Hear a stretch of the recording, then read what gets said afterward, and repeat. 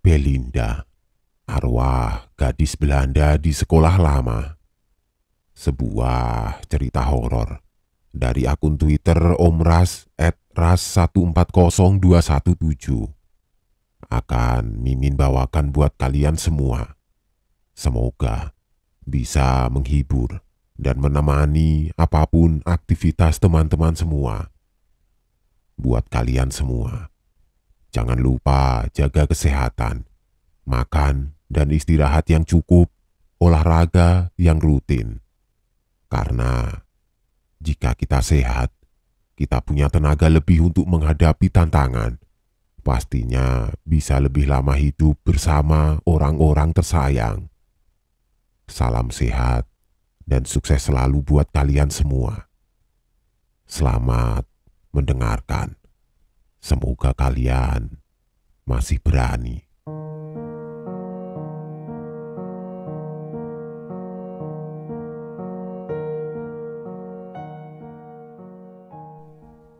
Tolong, tolong. Teriakan massal dari sebuah ruangan kelas. Terlihat di luar pintu kelas yang terkunci rapat itu. Ada dua orang guru yang tengah berusaha membuka paksa pintu tersebut. Raut wajah kedua guru itu terlihat sangat panik. Teriakan ketakutan dari dalam kelas masih terdengar. Hujan dan petir menyambar-nyambar di malam itu. Mereka masih terus berusaha membuka pintu kelas di mana anak-anak muridnya berada. Suara teriakan mereka berimbang dengan suara petir dan hujan. Tiba-tiba, pintu akhirnya bisa terbuka. Beberapa murid segera berlari keluar ruangan. Sementara kedua guru itu terlihat sangat syok saat melihat pemandangan mengerikan di dalam ruangan tersebut. Darah ada di mana-mana. Dan terlihat beberapa murid lainnya yang tergeletak di lantai yang sudah dipenuhi oleh bercak-bercak darah segar. Hari itu adalah hari pertama tahun ajaran baru dimulai. "Nanda," panggil Zulaikha. Gadis remaja berwajah cantik itu pun seketika menoleh ke arah temannya yang bernama Zulaikha tersebut. "Kita nanti duduknya berdekatan, Yanda," ucap Zulaikha. Nanda mengangguk. Wajah cantiknya terlihat sangat lesu. Nanda memang gadis remaja yang sangat cantik, namun nasibnya tidak secantik parasnya. Orang tuanya baru saja bercerai akibat ibunya berselingkuh dengan teman ayahnya. Dan semenjak perceraian kedua orang tuanya itu, Nanda sering menyendiri dan menjadi pemurung. "Ika," kata Nanda seraya menatap temannya itu. "Ya," jawab Zulaikha sambil tersenyum. "Aku nginap di rumahmu malam ini ya, Kak," ucap Nanda pelan. "Ayahmu pergi?" tanya Zulaikha. "Ayahku mabuk. Tadi malam dia membawa teman-temannya dan berpesta di rumah. Aku sangat terganggu." "Ya, Kak," jawab Nanda. Zulaikha menarik nafas panjang. Ia merasa kasihan pada temannya itu. "Sebenarnya nanti malam aku dan orang tuaku akan pergi, Nda. Tapi kalau kamu ikut, orang tuaku pasti senang," ujar Zulaikha sambil tersenyum. Hari pertama masuk sekolah baru itu membuat kesan tersendiri bagi mereka. Nanda yang baru saja keluar dari toilet berpapasan dengan seorang gadis cantik seusia anak SMA. Rambutnya pirang dan panjang sebatas punggung. Gadis itu sama sekali tidak menatapnya. Nanda pun tidak terlalu mempedulikan gadis tersebut. Ia lalu bergegas menghampiri Zulaikha yang sedang duduk di bangku depan sekolah. "Sudah?" tanyanya. Nanda mengangguk, lalu Zulaikha beranjak dari duduknya dan mereka berdua beriringan menuju keluar pagar sekolah. Malam itu, setelah Nanda berjalan-jalan dan makan di luar bersama Zulaikha dan orang tuanya, Nanda langsung memilih mengajak Zulaikha ke dalam kamar. Setelah berbincang-bincang tentang acara mereka tadi, keduanya pun akhirnya tertidur. "Tolong, tolong!" teriak seorang gadis bermata biru sambil terus berlari. Beberapa meter di belakangnya, ada beberapa orang yang mengejarnya sambil melempari gadis itu dengan batu-batu kecil. "Stop!" teriak Nanda tanpa sadar, yang seketika membuat Yulaika yang sudah tertidur itu kembali terbangun. Ia segera menggoyang-goyangkan tubuh Nanda hingga Nanda terbangun. Nafasnya terengah-engah. "Kamu mimpi buruk, Nda?" tanya Yulaika. Sambil mengusap wajahnya, Nanda mengangguk. "Memangnya kamu mimpi apa, Nda?" tanya Yulaika lagi. "Ada gadis dikejar-kejar orang. Mereka melemparinya dengan batu. Dia terus berlari hingga tanpa sadar kakinya tertusuk paku yang sengaja dipasang oleh beberapa orang di balik pohon. Mereka menertawakannya. Mereka mengejeknya. Aku berusaha menolong gadis itu, tapi sayang, aku terlambat," cerita Nanda dengan bibir gemetar. Yulaika menghela nafas panjang. Ia lalu mengelus-elus punggung Nanda. "Sudah, Nda, jangan dipikirkan. Itu cuma mimpi, bunga tidur," ujarnya lalu kembali berbaring. Hari itu, awan mendung di luar kelas. Rintik-rintik hujan mulai turun. Murid-murid yang awalnya belajar tiba-tiba kaget oleh teriakan salah satu murid yang duduk paling belakang. Murid-murid yang lain, termasuk Nanda dan Yulaika, serentak menatap ke arah murid tersebut. Rambutnya yang panjang tergerai lepas, kepalanya menunduk sangat dalam. Lalu tiba-tiba ia mengangkat kepalanya dan tertawa mengikik. Ia juga menunjuk ke arah beberapa murid yang hobi mengganggu teman-temannya. Murid itu berdiri dan berbicara dalam bahasa asing, bahasa yang bahkan baru pernah mereka dengar. Ia mengangkat tangannya lalu meremasnya. Tiba-tiba, murid yang tadi ia tunjuk seperti sesak nafas dan darah mengalir dari hidung dan mulutnya. Mereka yang awalnya hanya heran seketika ketakutan. Para murid tersebut berusaha untuk menghindar, apalagi setelah guru mereka mengatakan kalau siswi itu sedang kemasukan. Beberapa orang murid berusaha menggapai pintu, namun ternyata pintu itu sudah terkunci. Sementara siswi yang kerasukan itu terus saja berbicara. Tidak ada yang mengerti bahasanya. Wajahnya tampak sangat marah, dan sesaat kemudian terdengar dari arah luar kelas ada seseorang datang, membuat suara-suara dengan memukul-mukulkan sesuatu ke arah pintu. Suara itu membuat siswi yang kerasukan menoleh. Lalu tiba-tiba siswi itu ambruk dan terjatuh ke lantai.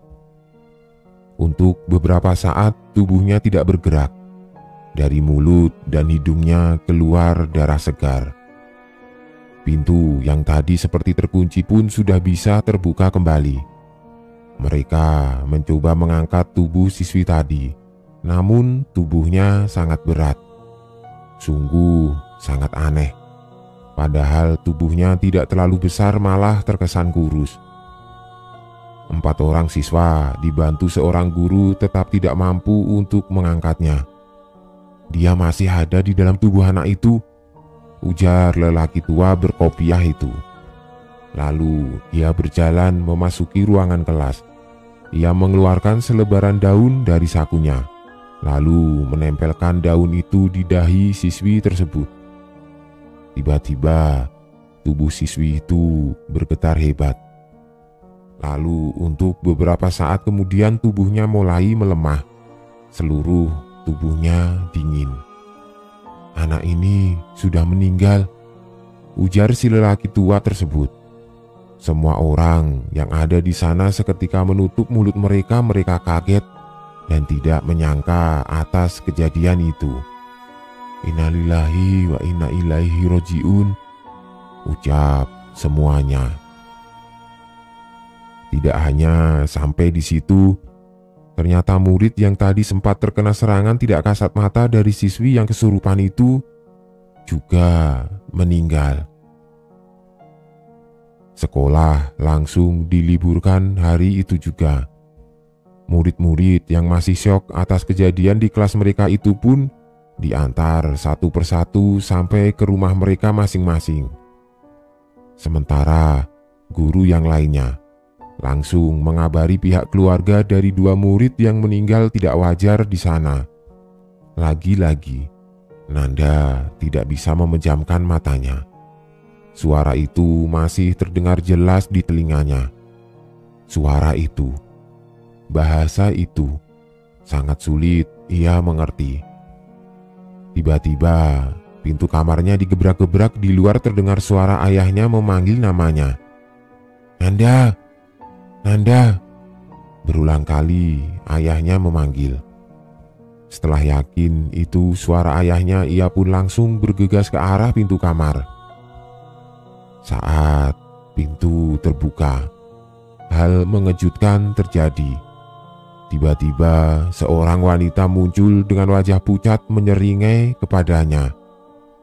Nanda berteriak. Ia berjalan mundur dan tiba-tiba kakinya seperti ditarik oleh sesuatu, lalu ia jatuh. Kepalanya membentur lantai. Seketika pandangan menjadi buram dan perlahan-lahan gelap. Nanda terbangun di tempat gelap dan dingin. Ia mencoba meraba-raba di sekitar, namun seperti tidak ada benda apapun di sekitarnya. Ini jelas bukan kamarnya, pikir Nanda mulai ketakutan. Ia mencoba bangkit dan menyusuri tempat tersebut. Setelah sekian lama, ia berjalan, namun tetap ia tidak bisa menemukan jalan keluar.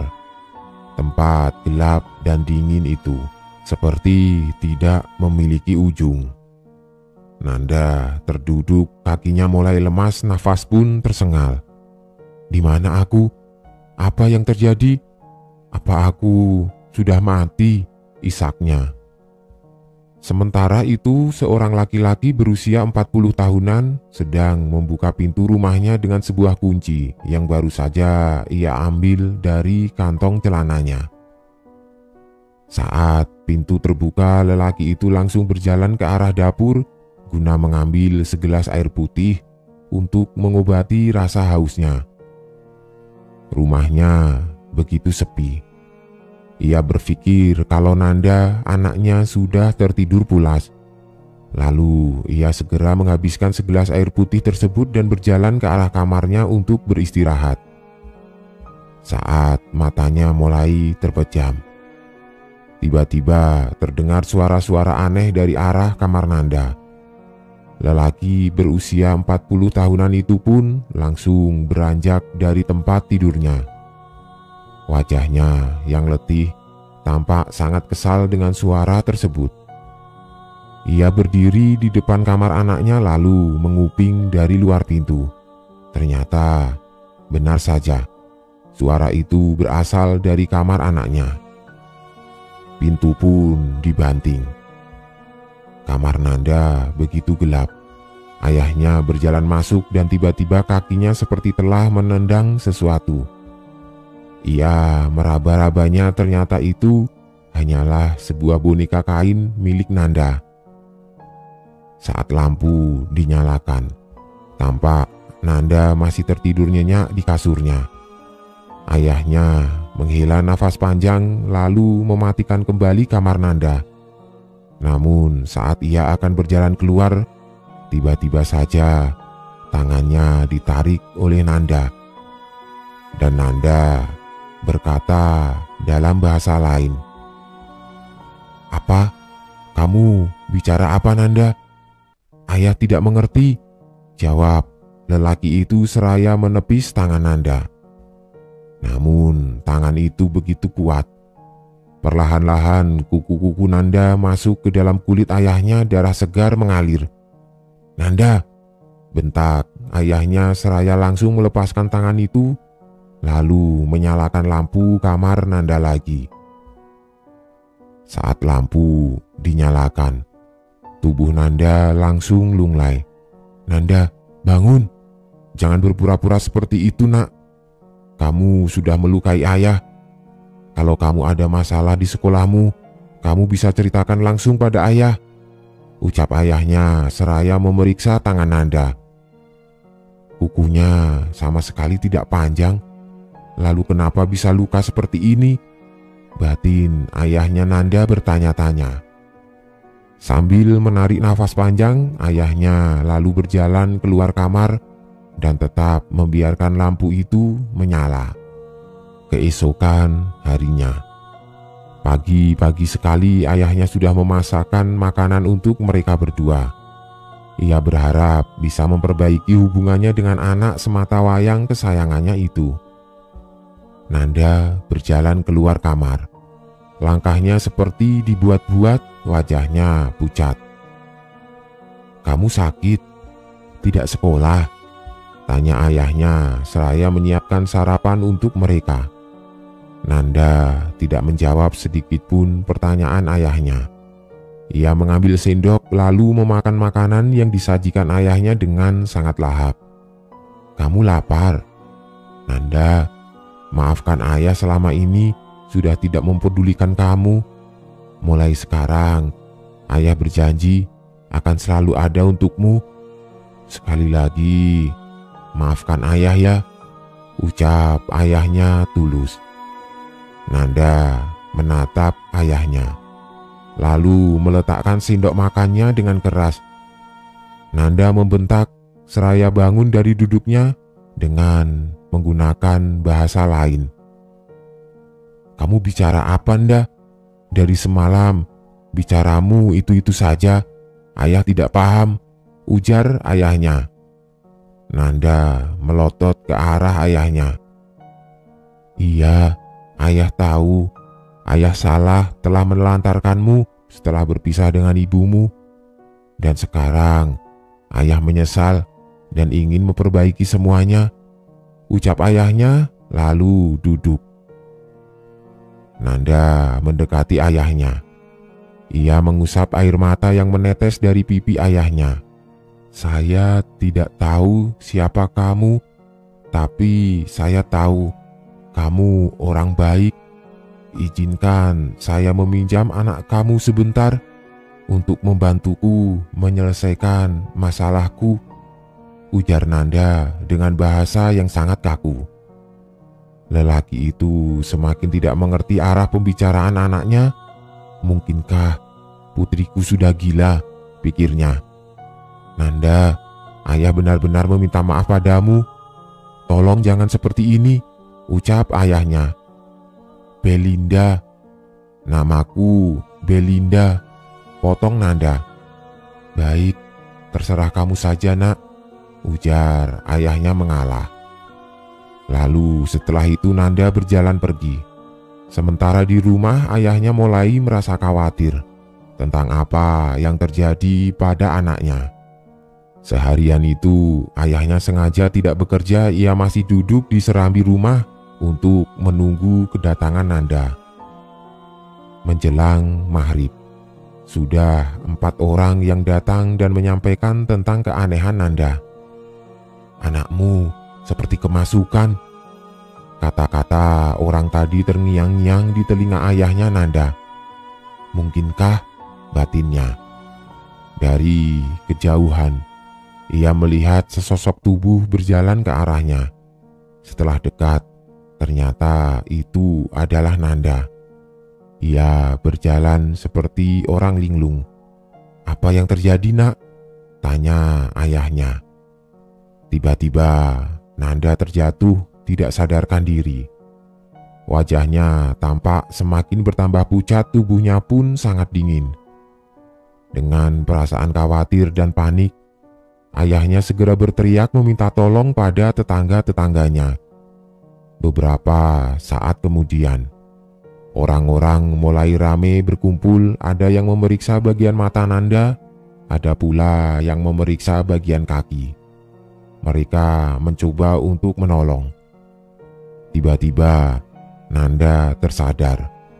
Matanya yang dulu coklat kehitaman sekarang berubah mengeruh. Ia mulai berbicara dalam bahasa yang tidak dimengerti. Ia bahkan mulai menyerang orang-orang di sana satu persatu. "Pegang tangannya, kakinya jangan sampai dilepas, hati-hati." Akhirnya tubuh Nanda berhasil dipegangi agar tidak menyakiti orang-orang lagi. Lalu dengan usul salah seorang warga, mereka akhirnya membawanya pada seorang tetua kampung, orang paling tua dan dianggap keramat hidup di kampung tersebut. Tapi sekarang beliau sudah meninggal. Usianya sudah 102 tahun kala itu. Konon sewaktu kecil beliau ini adalah salah satu orang yang berhasil selamat dari kejaran Belanda. Beliau dan kedua orang tuanya bersama beberapa warga lainnya hidup secara berpindah-pindah dari satu tempat ke tempat lainnya. Beliau juga pernah seharian berada di dalam air dengan hanya bagian hidung dan mulut yang muncul di permukaan air. Itu pun masih harus ditutupi dengan tanggui agar tidak terlihat oleh Belanda yang berpatroli di sekitar sungai. Ayah beliau meninggal sesaat setelah membebaskan beliau kecil dari orang-orang Belanda yang berhasil menangkapnya. Beberapa warga membantu mengangkat tubuh Nanda yang saat itu sangatlah berat. Singkat cerita, akhirnya mereka pun sampai di rumah orang paling tua di kampung itu. Mereka langsung meletakkan tubuh Nanda ke lantai dengan tangan dan kaki yang masih dipegangi oleh beberapa warga. Lelaki tua dengan kulit tubuh keriput bertubuh kurus itu memicingkan matanya ke arah Nanda. "Maaf Datuk, anak ini sepertinya kesurupan. Mungkin Datuk bisa membantu," ujar salah seorang warga. Dan di saat si lelaki tua itu hendak menjawab, Nanda melotot ke arahnya dan berkata dalam bahasa yang tidak mereka ketahui, "Iqmal, Iqmal," gumam si lelaki tua itu, mengulang-ulang kalimat akhir Nanda yang ternyata adalah sebuah nama. Si lelaki tua itu berkata-kata dengan bahasa yang juga tidak bisa dimengerti. Orang-orang di sana menatap si lelaki tua lalu serentak bertanya, "Apa yang dia katakan, Datu?" Tanya mereka penasaran saat mendengar si lelaki tua itu juga berbicara dalam bahasa yang mereka tidak mengerti. "Dia mencari Iqmal, almarhum kakek buyutnya Farhan," jawab si lelaki tua tersebut. "Kakek buyutnya Farhan? Saya saja tidak pernah melihat rupanya orang tua itu, Tuk," ujar salah seorang warga lainnya. "Kamu salah waktu. Iqmal sudah meninggal lama sekali. Memangnya kamu ini datang dari mana? Ada urusan apa kamu dengan Iqmal sampai harus melibatkan anak ini?" ujar si lelaki tua itu. "Dia yang membuat aku menjadi seperti ini," jawab Nanda dengan nada meninggi. "Apa dia yang membunuhmu?" tanya si lelaki tua tidak kalah tinggi. Nanda terdiam. Ia mulai terisak. "Aku membunuh diriku sendiri, tapi Iqmal lah yang menyebabkan itu semua," isaknya. "Aku dan orang-orang yang berada di sini, terutama anak itu, tidak tahu menahu apa yang terjadi antara kamu dan Iqmal di kehidupanmu dulu. Lagi pula, Iqmal sudah meninggal, sudah tidak ada lagi di dunia ini. Jadi kami harap kamu juga bisa pergi dengan tenang ke tempat asalmu," ujar si lelaki tua itu. Nanda mengerang untuk beberapa saat hingga tubuhnya lemas. 2 hari setelahnya, Nanda masih belum sadarkan diri, namun tubuhnya sudah mulai menghangat. Dan ia masih berada di rumah si lelaki tua tersebut. Malam itu, mereka mulai melakukan ritual untuk menjemput Nanda. Ia masih berpegangan tangan dengan gadis Belanda tersebut. Ia tersenyum sambil menarik tangan Nanda. Dari kejauhan, Nanda melihat seberkas cahaya terang. Belinda mempercepat langkahnya. Ia menarik Nanda mendekati sumber cahaya tersebut. "Nanda, terima kasih. Bila ada waktu, kuharap bisa bertemu lagi denganmu," ucap Belinda.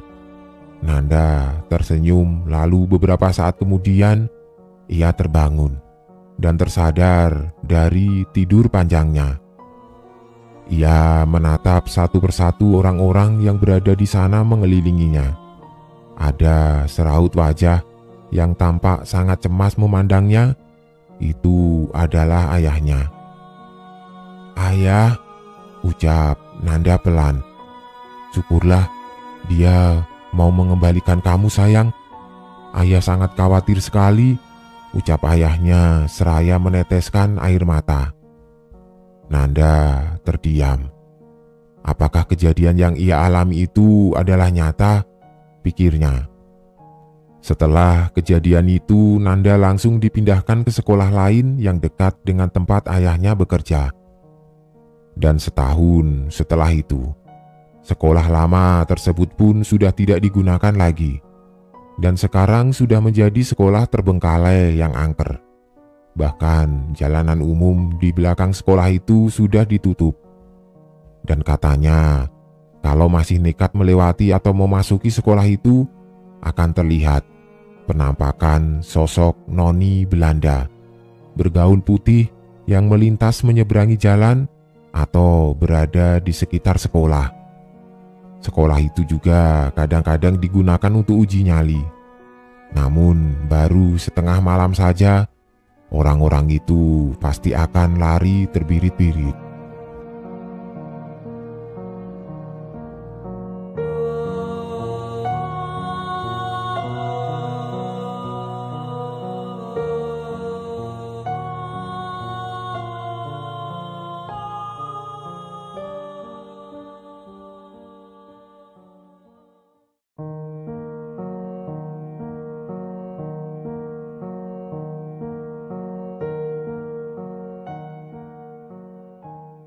Pagi sekali aku sudah di kantor 5:30. Belum ada satupun karyawan kantor yang datang, kecuali sopir kantor yang memang tinggal di kantor untuk menjaga kantor. Kemarin si bos menyuruhku datang pagi untuk pergi bersamanya, mengajukan gambar rencana sebuah perpustakaan di satu institut seni daerah selatan Jawa Tengah. Sore kemarin, bos mengatakan kepadaku akan berangkat dari kantor jam 6 pagi, agar sampai di tujuan tidak terlalu siang. Setelah kutunggu cukup lama, bos tidak kunjung datang. Sampai ditelepon Pak sopir, dan ternyata si bos lupa kalau mau keluar kota pagi-pagi denganku. Alhasil, pukul 7 bos baru sampai di kantor Semawis. Kami segera berangkat, diantar Pak supir dengan membawa berkas gambar dan rencana anggaran yang sudah aku siapkan sore sebelumnya. Perjalanan cukup jauh menurutku, sekitar 4-5 jam dari kota Semarang ke arah selatan Jawa Tengah. Perjalanan cukup lancar. Sekitar pukul 11:30 siang kami sampai di institut seni yang kami tuju. Turun di area parkir institut ini, kujumpai pohon-pohon yang besar dan rindang. Kontur tanah antar jalan dan bangunan naik turun seperti perbukitan. Kuperhatikan sekitar, terasa sangat nyaman seperti kembali ke kotaku sendiri. Entah kenapa, aku selalu suka dan rindu dengan kota ini. Kota yang seakan aku selalu terpaut di dalamnya. Padahal tak satu pun sanak saudara di sini. Kuperhatikan pepohonan besar-besar sekitar. Beberapa penghuni pohon seakan menyapaku ramah. Seakan mereka menganggukkan kepalanya tanda menyapaku. Aku sedikit merasa heran. Tidak seperti biasanya, mereka terlihat bersahabat. Semakin berjalan mendekati bangunan institut, samar-samar dari kejauhan, ku dengar suara gamelan. Tanganku sudah sedikit bergerak tanpa aku sadari. Gerakan gemulai menari. Sontak, segera ku pegang tanganku dan menyimpulkannya di depan. Aku berbicara sendiri dalam benakku. Dengar, itu hanya anak seni yang berlatih gamelan. Tenang, mencoba mengendalikan. Cukup jauh dari parkiran mobil aku berjalan di belakang Pak Bos, yang akhirnya sampai di sebuah bangunan agak tua yang digunakan untuk bangunan kantor administrasi dosen institut seni ini. Masuk ke bangunan, disambut sebuah lorong yang kanan kirinya digunakan untuk ruangan-ruangan dosen. Pak Bos segera disambut dengan satu karyawan administrasi dan segera dipanggilkan pada dosen yang akan melihat gambar dan rencana anggaran. Aku hanya turut menunggu dan melihat ke kanan, ke kiri. Sampai kutangkap sekelebat bayangan putih yang berjalan samar di ujung lorong yang agak gelap. Aku masih menganggap hanya pandanganku yang dari luar terkena cahaya matahari dan masih menyesuaikan diri dengan ruangan yang teduh. Sampai aku melihat lagi. Bayangan ini seolah jalan pelan dari ujung lorong menuju ke arahku. Aku yakin ini bukan manusia, karena terlalu samar. Ku perhatikan dari bawah lantai, tidak terlihat kaki. Hanya sebuah gaun putih berindah yang menyapu lantai. Semakin kulihat ke atas, dia seorang wanita cantik, bule, bergaun putih berindah-indah, berambut gelombang berwarna coklat kemerahan, dengan hiasan, topi kecil, berbunga, dan memakai payung putih. Sama persis dengan noni Belanda pada zaman dahulu. Sangat cantik, putih, dan pucat. Aku hanya terdiam, terpukau melihatnya. Yang sesaat dia menghentikan langkahnya tersenyum tipis padaku. Aku hanya bisa membalasnya dengan anggukan. Yang akhirnya pandanganku terpecahkan oleh suara bos yang mengajakku ke ruangan dosen. Kami disuruh menunggu sebentar di ruang ini. Aku dan si bos masuk. Sempat kulihat lagi sosok noni Belanda tadi. Dia seolah melayang ke arah berlawanan dan menjauh. Aku hanya melihat bagian punggung payungnya. Sesaat, dosen yang akan mengkoreksi gambar sudah datang. Segera aku jelaskan semua desain gambar yang sudah aku buat. Setelah gambar di ACC dan beberapa ada yang minta diganti speknya, gantian Pak Bos yang membicarakan masalah anggaran. Iseng-iseng, aku melihat ke arah pintu yang menuju lorong.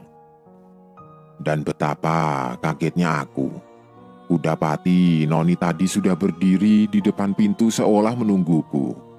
Dia masih tersenyum tipis kepadaku. Kusembunyikan rasa kagetku agar tidak tampak ekspresi terkejut aneh ketika dilihat Pak Bos. Karena Pak Bos sepertinya akan berbincang agak lama. Aku mencoba berkomunikasi dengan noni Belanda tadi dengan mencuri-curi pandang ke arah pintu. Kutanyai apa maunya, kenapa mundar-mandir di bangunan ini dan kenapa mendekatiku. Adakah yang ingin dikatakan? Tapi tidak ada jawaban.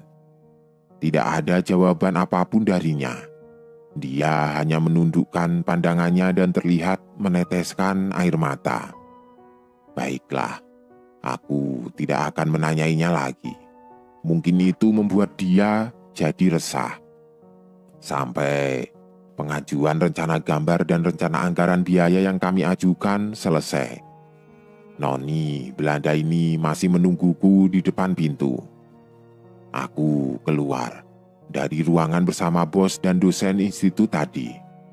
Kukatakan pada Noni Belanda aku akan pulang, apa dia ingin mengantarku sampai depan institut? Tapi Noni menggelengkan kepala dan mengangkat tangannya menunjuk ujung lorong terdalam dari bangunan ini. Seolah dia memberikan jawaban dari banyak pertanyaanku tadi. Aku melihat sesosok hitam besar yang tidak begitu jelas di kejauhan lorong. Sepertinya Noni tidak bisa kemanapun karena sosok ini. Noni Belanda mengantarku sampai ke pintu bangunan ini saja. Dia terus melihatku dengan tatapan kosong, melihatku yang berjalan menjauh dari tempatnya berdiri. Aku dan Pak Bos menuju masjid untuk sholat duhur. Dalam perjalanan ke masjid, aku masih disambut para kuntilanak yang bergelayutan di pepohonan yang rindang itu. Dari jauh masih terdengar suara latihan gamelan para mahasiswa. Di depan masjid ada sebuah bangunan yang kosong, entah belum jadi atau memang ditinggalkan. Kulihat sesosok mahasiswa menari di dalamnya dengan pakaian khas penari mengikuti alunan gamelan. Mungkin dia penari salah tempat, atau mahasiswa tidak kasat mata. Aku juga tidak tahu, entahlah. Aku segera sholat, dan ketika keluar masjid, penari tidak kasat mata ini sudah berada di sisi samping masjid. Sepertinya dia ingin mengajakku menari. Oh, tidak. Aku buru-buru menuju mobil kantor yang sudah ditunggu oleh Pak Bos.